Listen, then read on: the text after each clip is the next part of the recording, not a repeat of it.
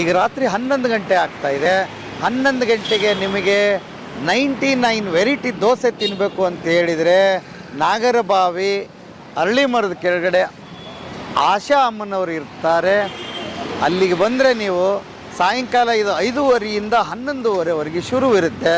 Sir ಇದು ಬಂದು start ಆಗಿ 14 ವರ್ಷ ಕಂಪ್ಲೀಟ್ ಆಗಿದೆ. ಇವಾಗ 15ನೇ ವರ್ಷ ರನ್ನಿಂಗ್ ಇದೆ ಸರ್. ಇಲ್ಲಿ ಮೈಸೂರು ಮಸಾಲೆ ದೋಸೆ ಇದೆ, ಪನ್ನೀರ್ ದೋಸೆ ಇದೆ, ಸ್ವೀಟ್ ಕಾರ್ನ್ ದೋಸೆ ಇದೆ, ಗ್ರೀನ್ ಪೀಸ್ ದೋಸೆ ಇದೆ, ಪಾವ್ ಭಾಜಿ ದೋಸೆ ಇದೆ, ಮತ್ತೆ ಪಿಜ್ಜಾ ದೋಸೆ ಇದೆ, ಮಿಕ್ಸ್ ವೆಜಿಟೇಬಲ್ ದೋಸೆ ಇದೆ, ಚೀಸ್ ಪನ್ನೀರ್ ಇದೆ, ಗ್ರೀನ್ ಪೀಸ್ ಪನ್ನೀರ್ ಇದೆ, ಚೀಸ್ ಮಶ್ರೂಮ್ ಇದೆ, ಸೆಜ್ವಾನ್ ಮಶ್ರೂಮ್ ಇದೆ, ಸೆಜ್ವಾನ್ ಪನ್ನೀರ್ ಇದೆ.